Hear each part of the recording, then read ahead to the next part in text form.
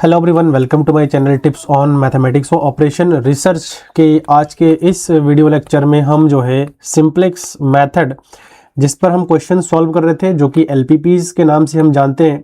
और इसमें आज हम ऐसा क्वेश्चन डिस्कस करेंगे जिसमें हमारा मिनिमाइज वाला क्वेश्चन है। ठीक है, और देखो यहाँ पर ऐसा है कि इससे पहले मैंने आपको जितने भी क्वेश्चन सॉल्व करवाए हैं वो सबके सब मैक्सिमम हमें जो है सॉल्यूशन को लेना था, मतलब फाइंड आउट करनी थी, हमें मैक्सिमम कॉस्ट को फाइंड आउट करनी थी, इसीलिए इस टाइप के क्वेश्चन को हमने किया था। लेकिन इस वीडियो में हम जो क्वेश्चन डिस्कस करने जा रहे हैं वो मिनिमम वाला केस है। ठीक है, तो use simplex method to solve the LPP minimise.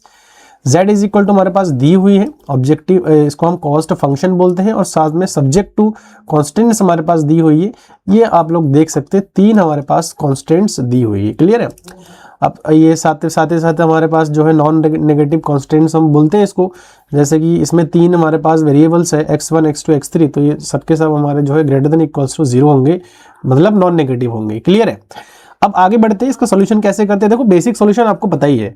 हम क्या करते हैं, जो है अगर ग्रेटर देन है तो हम उस कंडीशन में जो सरप्लस वेरिएबल है उनको हम सब्ट्रैक्ट करते हैं, लेकिन यहाँ पर लेस देन का कंडीशन है तो हम क्या करेंगे, स्लैक वेरिएबल को ऐड ऑन करते हैं, है ना। क्योंकि देखो ये जो पार्ट है वो इधर वाले पार्ट से छोटी है, तो इधर वाले इधर इस राइट हैंड साइड के बराबर करने के लिए ऑब्वियसली बात है कि हमें कुछ जोड़ना पड़ेगा, तो हम स्लैक वेरिएबल को जोड़ते हैं। ठीक है, अब ये मैक्सिमाइज जेड है, यहाँ पर इसको हम कन्वर्ट कर देंगे 0s1 plus 0s2 plus 0 cost basic variable के साथ जो है हम 0 कॉस्ट असाइन कर देंगे, और जिससे कि हमारे पास एक वेरिएबल बन जाएगा। तो चलिए देख लेते हैं इसको एक बार कैसे किया है हमने। ठीक है, मैंने डायरेक्ट लिख दिया है क्योंकि प्रीवियस से हमने कई सारे क्वेश्चन को इस प्रकार सॉल्व किया है, तो आप लोग देख सकते हो। जब भी मैक्सिमम जेड है, मतलब सॉरी जो मिनिमम जेड के लिए बोल रखा था, मिनिमम जेड हम क्या करते हैं ना, जब भी मिनिमम जेड आपका दिया हुआ है, ठीक है, मिनिमम जेड आपका दिया हुआ है, तो आपको कैसे कन्वर्ट करना है इसको, maximum z dash is equal to minus का जो आपका मिनिमम दिया हो उसमें हम माइनस से मल्टीप्लाई कर देंगे। क्लियर। ध्यान रखना, जो हमारे पास z दिया है, जैसे कि मिनिमम दिया है, तो हम इसको जब मिनी माइनस से गुणा कर देंगे ना, तो यहाँ माइनस हो जाएगा, यहाँ प्लस हो जाएगा, यहाँ पर माइनस हो जाएगा, और ये जो बन जाएगा ना वो हमारा मैक्स z डैश हम इसको नाम दे देंगे, क्योंकि यहाँ तो ऑलरेडी z है, तो इसलिए हम यहाँ पर z dash maximum z dash नाम यहाँ पर हम देंगे। तो ये वही हमने यहाँ पर काम किया है, यहाँ पर माइनस z किया हमने, जो भी हमारे पास मिनिमम z था, और सबको हम माइनस से मल्टीप्लाई कर दिया है, और जो स्लैक वेरिएबल थे उनको हमने 0 कॉस्ट के साइड जो है असाइन किया है। क्लियर। सब्जेक्ट टू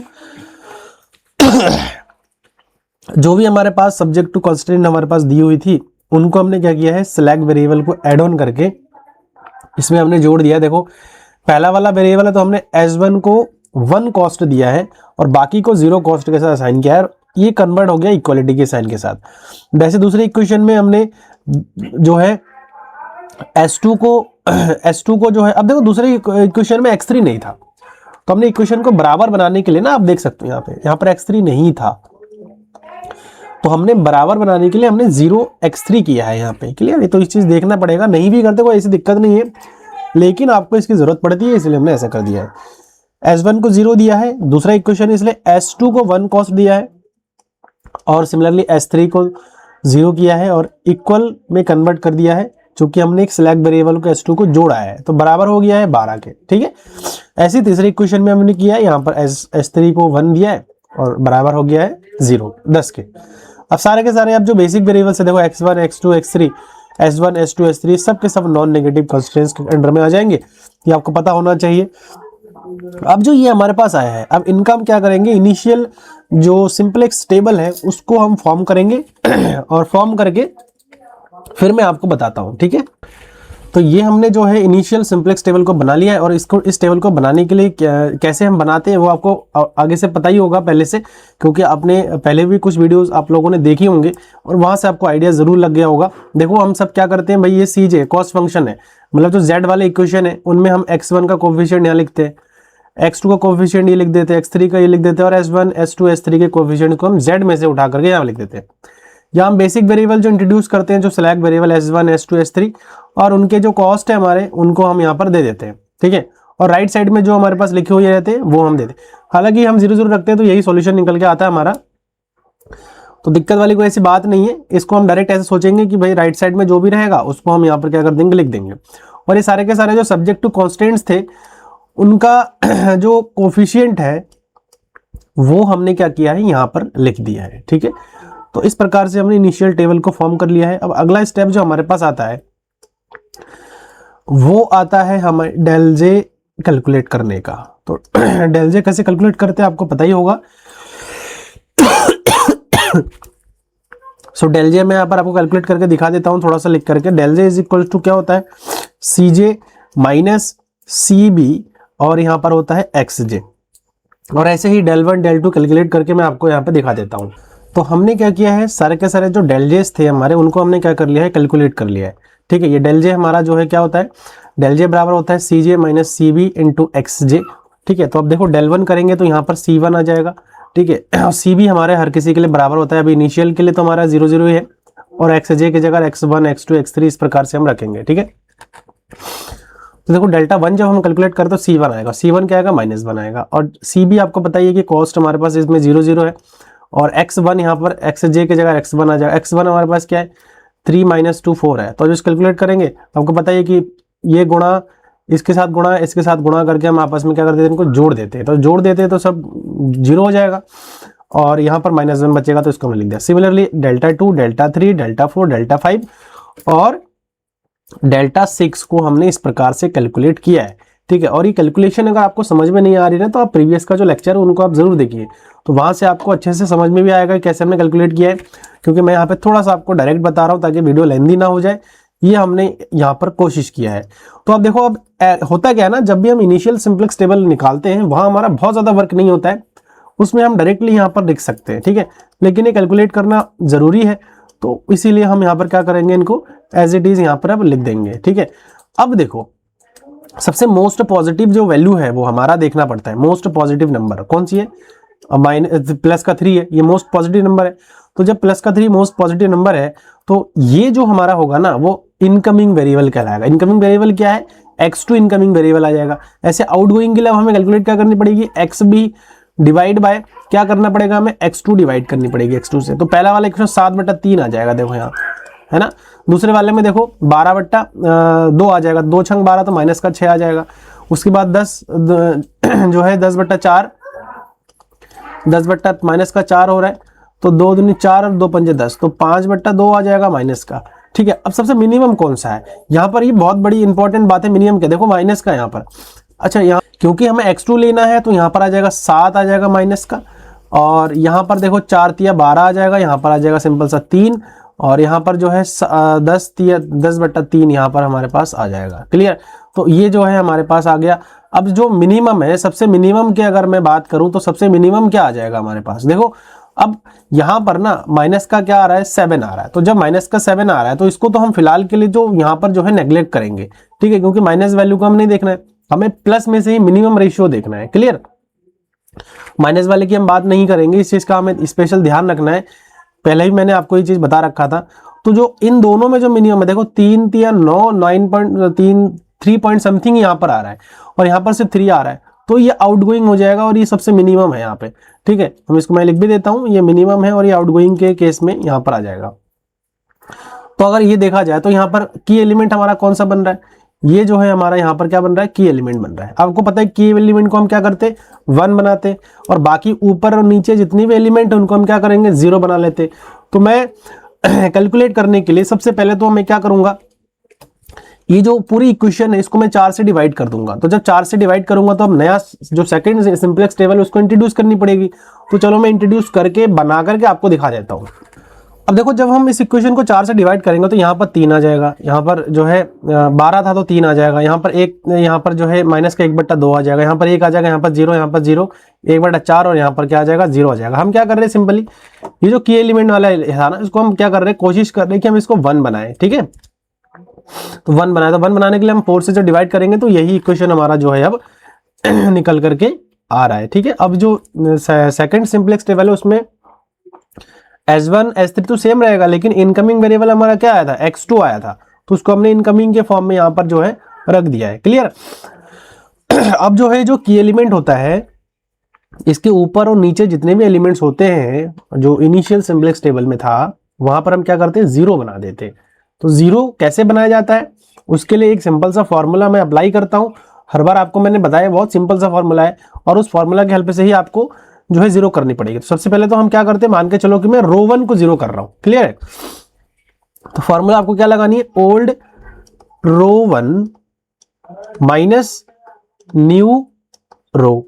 जो न्यू रो है वो क्या है हमारे पास, ये है। अब न्यू रो में देखो यहां पर तो है 1, तो ऑब्वियसली बात है कि मुझे अगर जीरो बनाने पड़ेंगे ओल्ड रो को, तो ओल्ड रो को एक बार देख लेते हैं। देखो यहाँ -1 है, तो मुझे यहां पर क्या करना पड़ेगा, -1 और +1 करेंगे तो जीरो हो जाएगा, ठीक है। तो यहां पर मुझे क्या करना पड़ेगा, -1 से मल्टीप्लाई करनी पड़ेगी, सिंपल है, -1 से मल्टीप्लाई करनी पड़ेगी। तो जब -1 से मल्टीप्लाई करनी पड़ेगी तो यहां पर जो हमारे पास आएगा वो मैं डायरेक्ट लिख दे रहा हूं, आप लोग से कैलकुलेट करके देख लीजिएगा। तो ये जो आप लोग देख पा रहे हैं, जब हमने -1 से मल्टीप्लाई किया तो यहाँ वाला तो एलिमेंट हो गया जीरो, बाकी जो कैलकुलेशन का पार्ट था वो हमने ऐसे जो है इसको पूरा प्रॉपरली कैलकुलेट करके इसको लिख दिया है, ठीक है। उसके बाद बाकी रहता है कि थर्ड रो को हमें तो करनी, यहाँ पर क्या लिखना है, old row third minus new row. अब कितने से मल्टीप्लाई करनी पड़ेगी वो आपको देखना पड़ेगा, न्यू रो हमारे पास यही है, तो कितने से मल्टीप्लाई करनी पड़ेगी वो हमें ओल्ड रो में देखना पड़ेगा कितना है। जैसे यहाँ पर 3 है, प्लस का 3 है, तो ओल्ड रो माइनस न्यू रो, तो यहां पर 3 से न्यू रो में मल्टीप्लाई करनी पड़ेगी, ठीक है।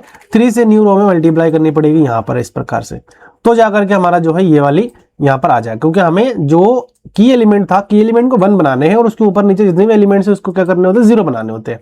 तो मैं पूरा लिख देता हूं कैलकुलेट करके, आप लोग उसको कैलकुलेट कर सकते हैं। तो आप लोग देख सकते हो यहां पर मैंने इसको कैलकुलेट कर लिया है और कैलकुलेट करके मैंने क्या कर दिया, इसको यहां पर इस प्रकार से लिख दिया है, ठीक है। अब अगला जो स्टेप आता है वो आता है हमारा डेल जे को कैलकुलेट करने का, डेल जे। और डेल जे का फॉर्मूला क्या होता है, अभी मैंने आपको बताया था, del j is equals to होता है c j minus c b और एक्स जे होता है।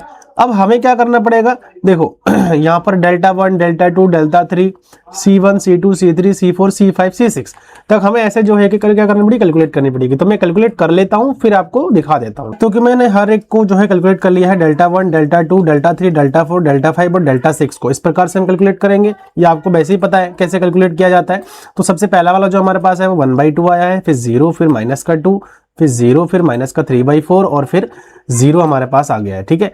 तो इस प्रकार से हम क्या करें, कैलकुलेट करेंगे। अब जो ये वैल्यूज हमारे पास आ रखे हैं इनको हम क्या करेंगे, जो हमारे पास सेकंड सिंपलेक्स टेबल है इसमें हम क्या करेंगे, पुटअप कर देंगे, ठीक है। तो चलो इसको पुटअप कर देते हैं। तो सबसे पहला जो हमारे पास वैल्यू आया है वो 1/2 आया है, फिर जो हमारे पास आया है वो आया है 0, फिर जो आया है वो है -2 आ रखा है, फिर यहाँ पर जो आ रखा है वो 0 आया है, फिर -3/4 आया है, एंड देन हमारे पास क्या आया है, जो है यहाँ पर भी फिर हमारा 0 आ गया है, ठीक है। तो इस प्रकार से आप लोग यहाँ पर देख सकते हो। तो यहाँ पर मैं सही से लिख देता हूँ इसको, यहाँ पर भी हमारा क्या आया है, 0 आया है। तो अब मोस्ट पॉजिटिव वैल्यू कौन सी है, ये वाली है मोस्ट पॉजिटिव वैल्यू। अब ये अगर मोस्ट पॉजिटिव वैल्यू है तो ये x1 जो है इनकमिंग हो जाएगा। फिर आउटगोइंग कैलकुलेट करने के लिए हम क्या करेंगे, xb/x1 रखेंगे। तो जब हम इसको रखेंगे xb/x1 तो 10/5/2 तो 4 हो जाएगा यहाँ पर, ठीक है। यहाँ पर हमारा कितना आ जाएगा, 4।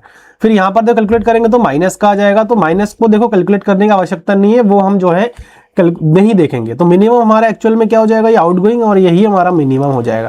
देखो माइनस वाला वैल्यू हम नहीं लेते हैं, मैं बार बार आपको क्लियर कर रहा हूँ, माइनस वाला वैल्यू आपको नहीं लेना है, वहां आपको डैश छोड़ सकते हैं, कोई दिक्कत नहीं है।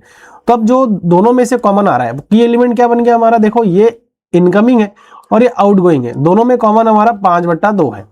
तो 5/2 को हम क्या करेंगे, यहां पर इसको हम एज अ की एलिमेंट रखेंगे और की एलिमेंट को हम क्या करते हैं, जनरली 1 बनाते हैं। तो 1 बनाने के लिए हम क्या करेंगे भाई, इसको 1 बनाने के लिए हम 5/2 से ही डिवाइड कर देंगे पूरे इक्वेशन को। तो जब 5/2 से डिवाइड कर देंगे तो जो सिंपलेक्स टेबल है वो थर्ड वाला सिंपलेक्स टेबल कैसे बनेगा उसको मैं बना लेता हूं और आपको दिखा देता हूं। तो अब हमने जो है इनकमिंग वेरिएबल को इंट्रोड्यूस कर दिया है x1 को, और x2 पहले से था और h3 एज इट इज हमारा जो है रह जाएगा, ठीक है। अब आगे जो हम क्या करते हैं, जो हमारे पास की एलिमेंट था उसको हम क्या करेंगे भाई, अब 1 बनानी पड़ेगी की एलिमेंट को। तो 1 बनाने के लिए हम 5/2 से इस पूरे को डिवाइड कर देंगे। तो जब डिवाइड कर देंगे तो कुछ इस प्रकार से हमारा जो है ये वाला रो बन जाएगा। तो जब हमने डिवाइड किया है 5/2 से तो इस प्रकार से हमारा जो है ये वाला रो पूरा बन जाएगा। अब बाकी रहे जो इसके नीचे वाले जो एलिमेंट हमारे पास है, देखो मैं दिखा देता हूँ आपको, जो की एलिमेंट है इस की एलिमेंट के नीचे जितने भी एलिमेंट है, देखो -1/2 है, -5/2 है, इसको हमें क्या करना पड़ेगा, 0 बनाना पड़ेगा। तो 0 बनाने के लिए वही सेम फॉर्मूला जो अभी हमने यहाँ पर अप्लाई किया था, इस प्रकार के फॉर्मूला को क्या करना है, अप्लाई करना है। तो देखो अप्लाई करके हम जो है, मैं डायरेक्ट आपको थर्ड सिंपलेक्स टेबल को बना करके दिखा देता हूँ। आप लोग खुद से अप्लाई इसको एक बार जरूर करना। क्यों ऐसा मैं कह रहा हूँ, क्योंकि मैंने पिछले जो है वीडियो में आपको 2 से 3 क्वेश्चन ऑलरेडी सॉल्व करवाए।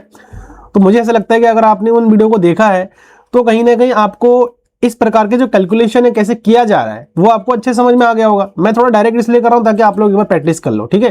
तो अपने कॉपी में पेन के द्वारा जो है एक बार प्रैक्टिस आप लोग करिएगा ताकि आपको समझ में आ जाए किस प्रकार से हम कैलकुलेट कर रहे हैं। मैं डायरेक्ट यहाँ पर जो है थर्ड सिंपलेक्स टेबल को बना करके दिखा दे रहा हूँ। आज जब हमने फॉर्मूला लगाया तो ये सारे के सारे जो वैल्यूज है वो हमारे इस प्रकार से आ गया है 0, 1, 2/5, 1/5, 3/10 और 0, 0, 0, 10, 1, -1/2 और 0। अब अगला जो स्टेप हमारे पास आता है वो आता है डेल जे को कैलकुलेट करना। और डेल जे को कैसे कैलकुलेट करते हैं वो भी आपको पता है, मैं फटाक से जो कैलकुलेट करके आपको दिखा देता हूँ। तो इस प्रकार से हमने जो है Δ1, Δ2, Δ3, Δ4, Δ5, Δ6 को हमने कैलकुलेट कर लिया है। जो कि पहला वाला आया 0, फिर माइनस का 12/5, माइनस का 1/5, माइनस का 4/5 और 0 यहाँ पर हमारे पास आया है। तो इन वैल्यूज को हम क्या कर लेते हैं, यहाँ पे इनपुट कर लेते हैं। तो पहला वाला तो आया हमारे पास 0, दूसरा वाला भी 0 आया था। उसके बाद जो है माइनस का 12/5 यहाँ पर आया है, फिर माइनस का 1/5 यहाँ पर आया है, फिर माइनस का 4/5 यहाँ पर आया है और उसके बाद जो है यहाँ पर क्या आया है, 0 आया है। तो आप एक चीज देख पा रहे हो, अब यहाँ पर हमें मिनिमम रेशियो कैलकुलेट करने की बिल्कुल जरूरत नहीं है। जरूरत क्यों नहीं है, क्योंकि सारे के सारे जो डेल जे आए हैं वो सब के सब 0 या फिर नेगेटिव आया है। अब देख पा रहे हो, तो यही जो है ऑप्टिमम सॉल्यूशन अब हमें मिल गया है। तो यहाँ पर हमें लिखना है since all del j is less than equals to 0, therefore solution is optimal। ठीक है, ऑप्टिमल सॉल्यूशन अब हमें मिल गया है। तो ऑप्टिमल सॉल्यूशन जब मिल गया तो आपको पता है कि x1 की जो वैल्यू है, x2 की वैल्यू है, x3 की वैल्यू है, तो हमें कहां से मिलेगा, इस वाले टेबल से मिलता है जो कि हमारे पास लास्ट वाला था। देखो x1 की जो वैल्यू है वो हमारा xb में क्या वैल्यू आ रहा है, 4 आ रहा है। x2 की वैल्यू कितना है, 5 है। और x3 इसमें नहीं है तो x3 हमारे पास कितना हो जाएगा, 0 हो जाएगा। तो 4, 5 और 0 हो जाएगा। यहाँ पर कितना आ जाएगा, 4, यहाँ पर आ जाएगा 5 और यहाँ पर क्या आ जाएगा, 0 आ जाएगा। जब ये चीज हमारे पास आ गया है तो अब हमें क्या कैलकुलेट करना होता है, मैक्सिमम z को कैलकुलेट करना होता है। और मैंने आपको जो मैक्सिमम z का बताया था इसमें थोड़ा चेंज हुआ था क्योंकि हमें मिनिमम z दिया हुआ था। तो हमें मैक्स z का जो फॉर्मूला यहाँ पर था, मैक्स z डैश जो था हमारे पास वो माइनस का z था। तो माइनस का z था, जब हम पूरा का पूरा वैल्यूज को यहाँ पर रख देंगे तो हमारे पास जो वैल्यू निकल के आएगा वो क्या निकल के आएगा, देखो माइनस का x1 है ना। हमारे पास क्या था, since max z dash is equal to minus का z, और ये था हमारे पास माइनस का x1 प्लस का 3x2 प्लस का जो है 2x3। यहाँ पर माइनस का x3 हो जाएगा, तो इसको थोड़ा सा हमें सही करना पड़ेगा यहाँ पे। ठीक है, इसको सही कर लेंगे, ये हमारे पास माइनस का हो जाएगा। तो जब हम वैल्यूज को रखेंगे तो देखो कितना आ जाएगा, x1 की वैल्यू कितनी है, माइनस का 4 है, प्लस x2 की वैल्यू कितनी है, 5 है, और ये हमारे पास 2 × 0 हो जाएगा। तो कितना हो जाएगा, 4, और यहाँ पर कितना हो जाएगा, 5 या 15। तो हमारे पास जो आ रहा है वो हमारा 11 जो है इसका वैल्यू निकल के आ रहा है। और जो कि माइनस का यहाँ पर जो है हमारे पास कितना आ जाएगा, 11 आ जाएगा। माइनस का 11 इसीलिए आएगा क्योंकि देखो यहाँ पर जो हमारे पास है मैक्स z डैश जो आया है, मैक्स z डैश जो आया है वो हमारा माइनस का z आया जो कि आया 11। अब जो z मुझे अगर निकालनी है तो माइनस का मैक्स z आ जाएगा, है ना। तो माइनस का मैक्स z आएगा तो z बराबर क्या आ जाएगा, माइनस का यहाँ पर 11 आ जाएगा। तो इस प्रकार से हम जो है मिनिमम वैल्यू को कैलकुलेट कर सकते हैं। और आशा करता हूं कि आपको ये जो क्वेश्चन है वो अच्छे से क्लियर हो गया है। कोई डाउट है तो आप कमेंट बॉक्स में मेरे को बता सकते हैं। और हम ज़्यादा क्वेश्चन इसमें सॉल्व आउट नहीं करेंगे, ऑलरेडी मैंने हर एक टाइप का क्वेश्चन इसमें सॉल्व आउट करवा दिया है। तो नेक्स्ट इसमें जो मेथड आएगा एलपीवी सॉल्व करने का उसको मैं आप लोगों को सॉल्व करवाने वाला हूँ। तो इसलिए आप लोग चैनल को सब्सक्राइब जरूर करिए और साथ ही साथ वीडियो को अपने दोस्तों के साथ शेयर भी कर दीजिए और सही लगे इसको आप लोग लाइक कर दीजिए। मिलेंगे नेक्स्ट वीडियो में। Thank you so much.